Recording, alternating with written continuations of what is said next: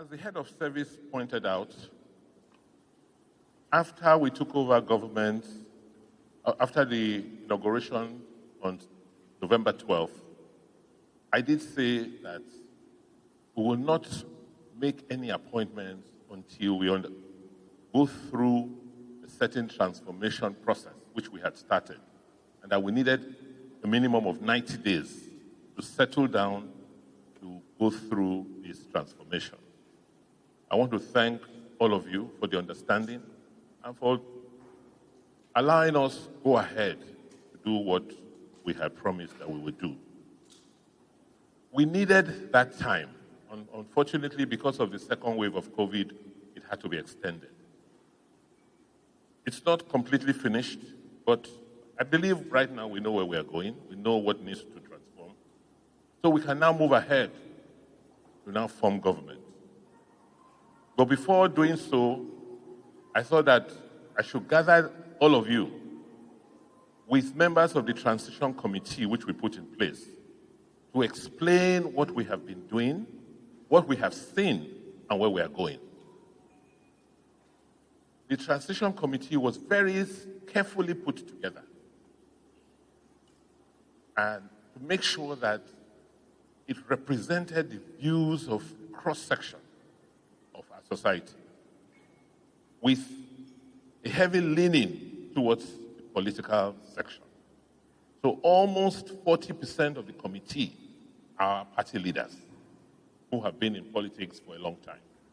So we had the privilege and benefit of having their own inputs to see what we're trying to do and to get their buy-in in. But having been convinced of what they have seen with the recommendations they've made, we felt it is not enough for us to just go ahead. We should now call all of you and say, this is where we are.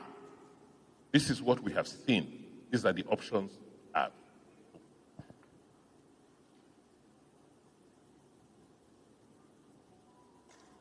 The key message this morning is that there is a paradigm shift in Nigeria and in Nigerian politics, whether we like it or not. And that shift was clearly demonstrated on September 19th in Edo.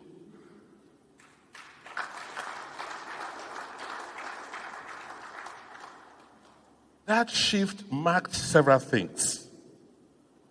It marked first a change in how we politic.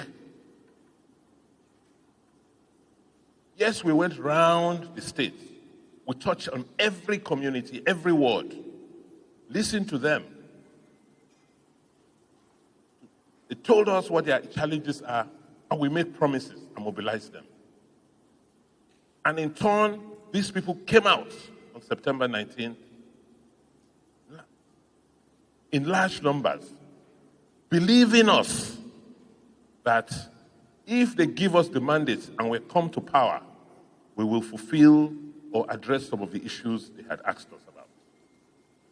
So we came in, did something different, yes, promised like before, but we were able to convince them to come out.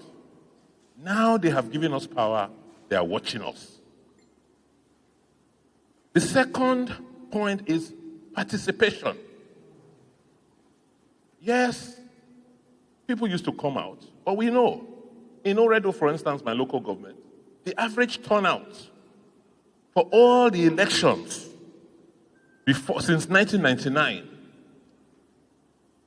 has not been more than 23% of the voter register.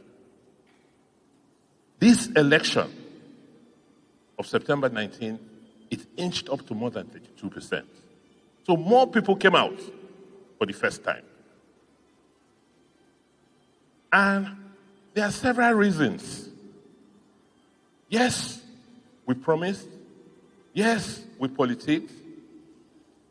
But what we noticed is that a lot more younger people came out. And if you think about it, since 1999, to 2021 is almost 21 years, or more than 21 years. So the children that were born around that time, they are all of voting age now. And these children don't know IBB. They have never witnessed a coup. All they know is democracy. The other thing we sold this last election, you were all there. It's nothing I'm telling you. The other people, they came. You know how much they came with. At least for me, we didn't spend more than 100,000 naira per polling unit for mobilization. We said, look, we don't have money. We spend the money building roads, building schools. Everybody was shocked. We went to the polling units that day. They came with money. Did the money buy them the elections? Before today, before the 19th, would that have happened? So that watershed, that paradigm shift has defined a lot in our country. And people say, no, that they were going to win at all costs. I just was praying. Because one thing that was different in this election is we had data. We had information. So this room where you are was the situation room. We had 5 agents per per polling unit reporting live into a center here. And we were seeing what was going on. We had a dashboard. We were showing the colors. And at 8:30 p.m. that evening, we knew the results. And if anybody had tried, so those people who used to say, you cannot use computer to win election. We used computer and data to win that last election. The last point I want to make on this paradigm shift. Yes, God was with us. Yes, the people came out. But it will also have been possible to change the results somewhere and announce something else. And that was my prayer, that God should not allow it happen. Because if they had changed it somewhere, what happened subsequently as NSAS would have started that day in Edo and in Nigeria. That was my prayer.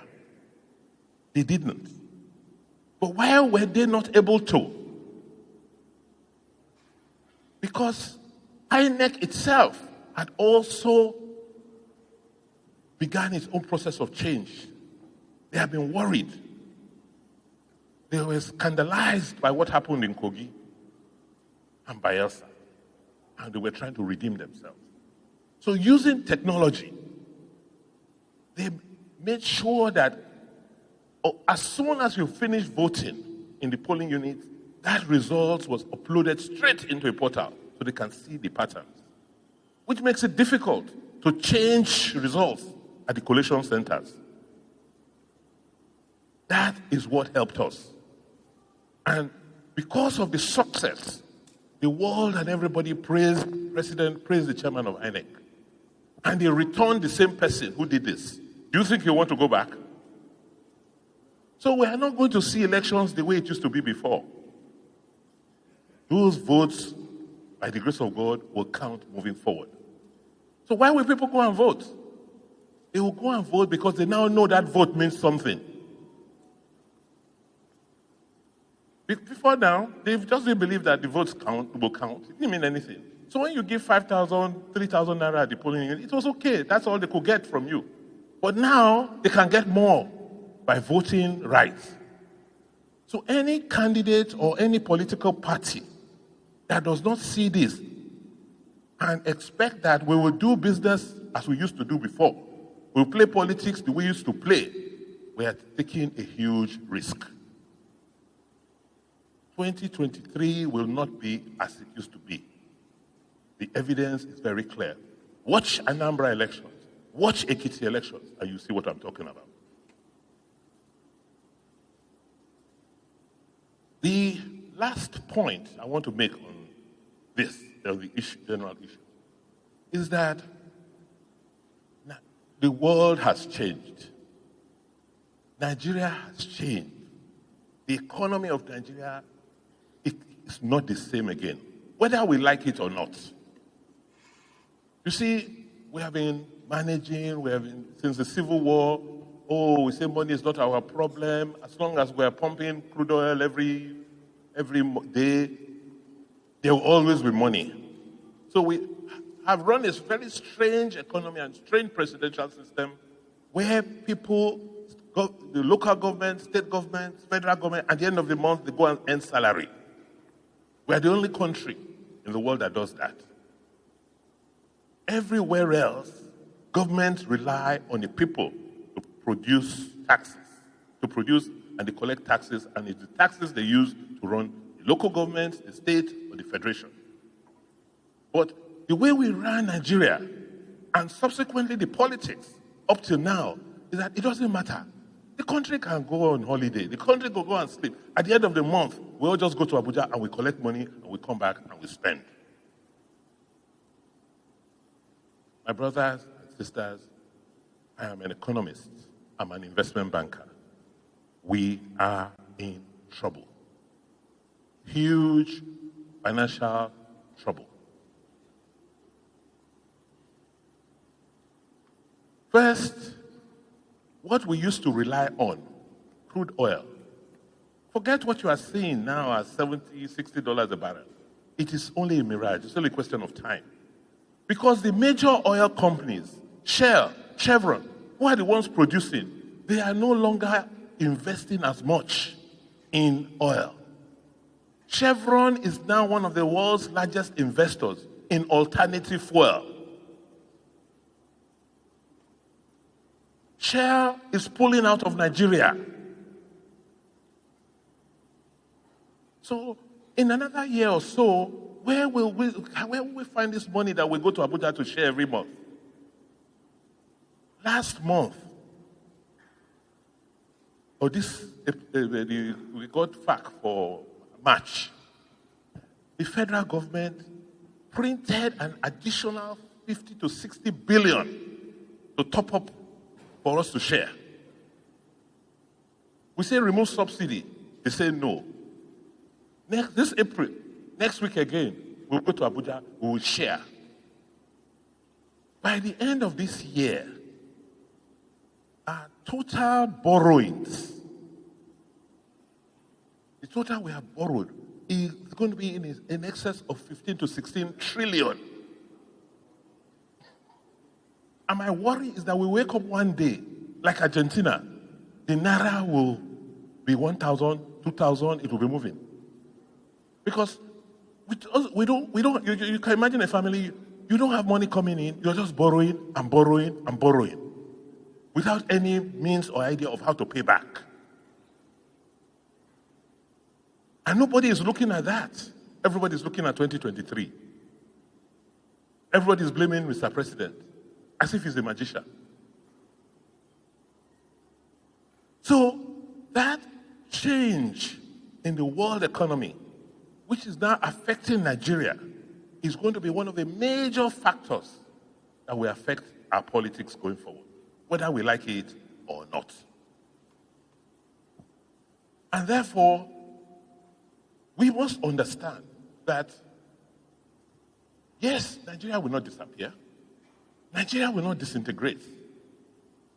Because 60 to 70% of the people who live in Nigeria today do not know any other way. So Nigeria is not going to break up. Forget it. Don't even imagine. There will be a lot of crisis. Because like I said, more than 70% of the people who live in Nigeria today they do not know any other. Forget. When you are talking about north, south, east, it's our own talk here. They do not understand any other thing outside of Nigeria. But if we are not careful, if we do not manage the politics right, all of us in this room will be consumed. And I'm not talking 10 years, I'm talking 2 to 3 years' time. If we don't fix the politics right. And what does fixing the politics mean? going back to the basics. There is a social contract between the governed and the people in power. You go in, you lead us. As leaders, you provide sustenance for us so that we can feed our families, we can house our families, we can clothe our families, and do the things God has given us the energy to do. For you, the leaders, we will give you the respect, we will give you the authority, we will obey you in whatever you tell us to do. And there will be peace. It looks like we have broken that contract. Because we politicians are the ones that are supposed to go in between government that represents leadership and the people. So if the people are suffering so much, they take it on first on the politicians. And that is what we are seeing in Edo. How can we change the narrative?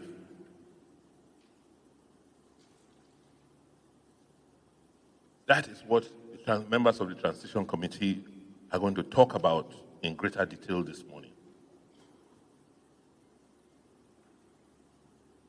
The other point I want to make is that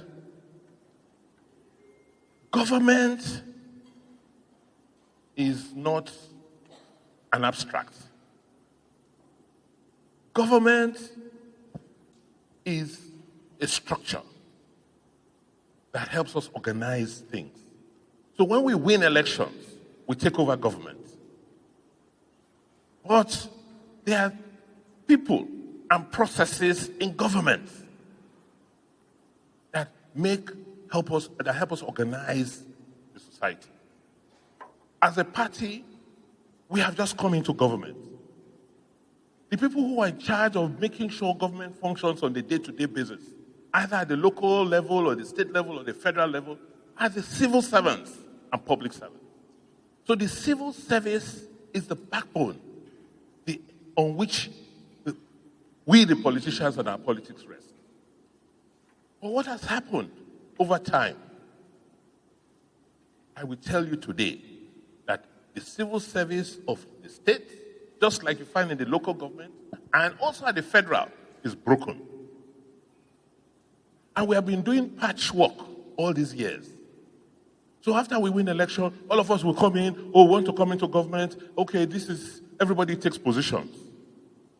But what the civil service is supposed to do to ensure that there's law and order, to ensure that the economy grows, over time, we have forgotten. It's like government lives for itself, not for the people who put you in government. We are now in charge. So we go in there, civil servants, how do you do this? Oh no, where's the money? Okay, how do they do it? Okay, this is how we write the memo. This is how we do it. But what I even found that is most dangerous is that we, the politicians, come into office for a period, for 4 years. We now take over the functions of the civil service. When we leave in 4 years, what happens? It's like nothing happened before. Another set will come, we take over. I just said, everybody go. And I just realized that the governor's office was being run by politicians before now. That work that is supposed to be done by civil servants had been taken over by politicians. So we didn't know how weak the civil service has become because we were covering it up. There were some good people, I'm not saying good politicians who came in and they were filling in the gaps. But now I say, let's go, let me see. I can now see the weakness. And for me, the first thing we must do is strengthen that structure. Because we cannot continue to blame a weak system. We're all saying the civil service is weak. We are blaming it. But the actions we are taking is not helping us strengthen the civil service further. And without a strong civil service, we politicians cannot shine because people will not see our policies. If we don't have good engineers to design roads, to price the roads properly, how can we build more roads for our people? How can we build more schools and hospitals? So it is important that we strengthen the civil service. Everybody must stay on their lane. That is why I like COVID. COVID say social distance. Stay your own, I stay my own. Do your own, I do my own. Let the civil service and the bureaucracy do their work. Let them do their own. We politicians are supposed to now say, okay, this is the direction you should go. But we can't do your work for you. So, one of the conversations we are going to be having today, when I now make appointments or we make appointments, what are these appointees going to be doing? We have to, because up to now, before now, it has been confused. Take someone like Joe Koje, who was special advisor in terms of agriculture. He will end up doing the work that a director of tree crops will do. He will end up doing the work an agronomist will do. Meanwhile, he's like me. He's not a farmer. But to the extent we kept doing that, we forgot that all of these structures have been destroyed and we need to put them back. Otherwise, we will never have a sustained agricultural development in Edo State. So, are we going to continue in that light or do we fix the problem first? So, when we bring in political appointees, where and what are they going to do for?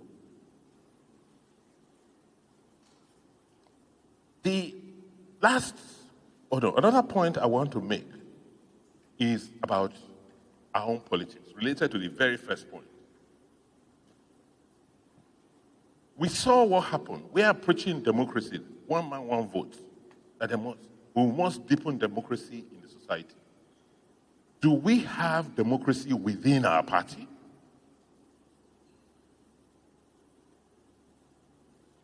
And without us having democracy internally, how can we sell democracy to the larger public?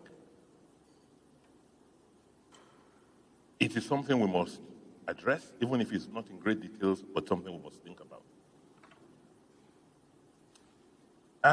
I believe I have covered the issues generally, and that the rest of this session must be an honest interaction between those of us in government, in the executive today, and our party as we go forward.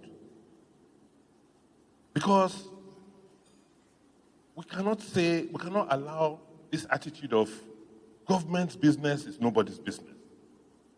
Because if we do not use government to achieve and undertake the promises we made to our people, you see this thing they call social media? It is so easy to call back what you said, what you promised. And you know that is what we used during the last election very, very effectively. So I don't want in 2023, as we are going around with our candidates, we go to a place, they say, leave them, don't even come out. They promise this, they will go and play the video. You remember as we were playing somebody's video? They will play our own video. If we don't do what we promise that we will do. So it is important that we get that this thing has changed. We must go back and at least try and do those things we promised. And let me tell you, it is not easy. Monthly, we get about 5 billion from Abuja. By the time we pay salary, pay pensions, pay judiciary, pay legislature, pay the debt service, sometimes if we have 98 million, 100 million, we are lucky. But from that, I have to build your road. From that, I have to fix hospital. From that, I have to give a cocoa. From that, I have to.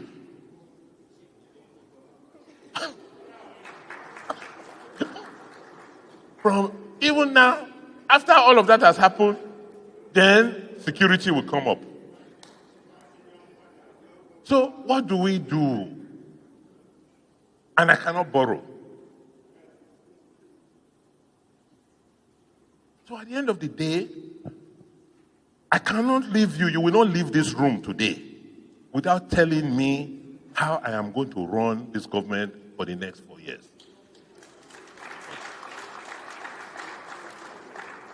We have no choice but to go and raise taxes. Not increase what people pay, but get everybody to pay something.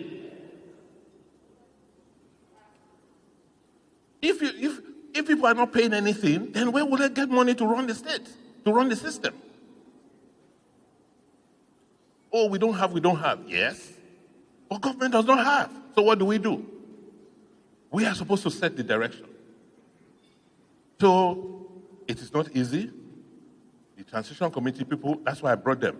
I said, you people have seen where we must sit in this room today, have lunch, they can even serve dinner, but we must get your views on what to do. We are in crisis. You see what is happening in the East. And I warned them when there was a jailbreak here. They thought I was joking. The Controller General of Correctional Services till tomorrow has not come to Edo. There are 2 jailbreaks. I personally went to go and get the data. I rebuilt the prisons. I sealed it. Put light, did everything. I said, yeah, let us go and look for these boys and bring in. They are doing it like this, like this, like this, like this. Now you saw what they did in Imo. That was the 6th attack on the federal government security system. It's coming.